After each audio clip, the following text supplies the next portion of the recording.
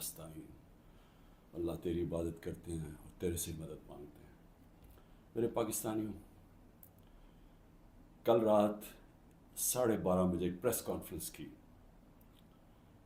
رانا ثناء اللہ نے،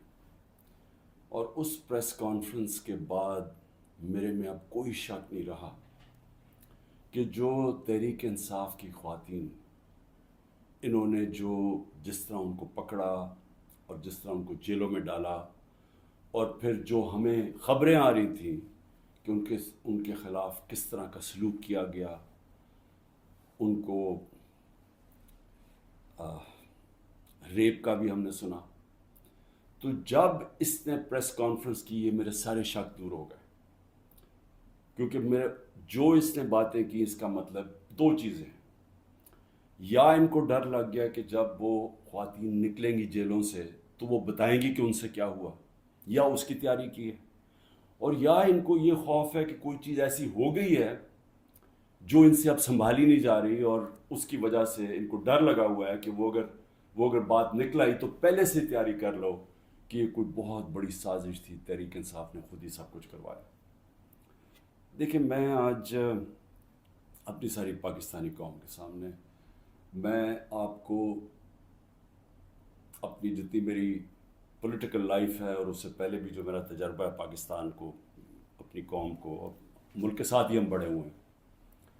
کبھی عورتوں کے ساتھ یہ رویہ نہیں ہوا جو جب سے 25 مئی سے شروع ہوا، یعنی 1 سال سے پہلے کبھی میں نے اپنی زندگی میں پاکستان میں خواتین کے ساتھ ایسا سلوک نہیں دیکھا۔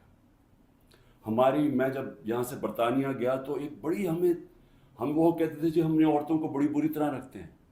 میں سمجھتا تھا کہ جو ہم عورتوں کی اس ملک میں عزت کرتے ہیں دنیا میں نہیں کی جاتی، اور میں نے دیکھا ہے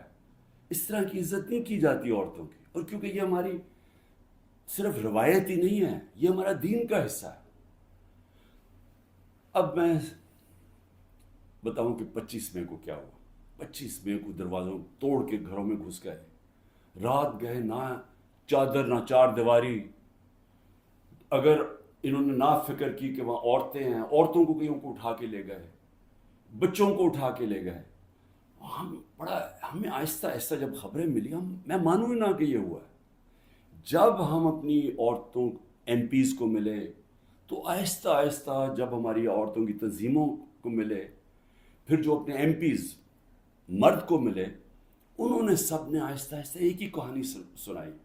کہ پلان کر کے یہ کیا گیا تھا خوف پھیلانے کے لیے، اور انہوں نے زبردستی بدتمیزی کی، یعنی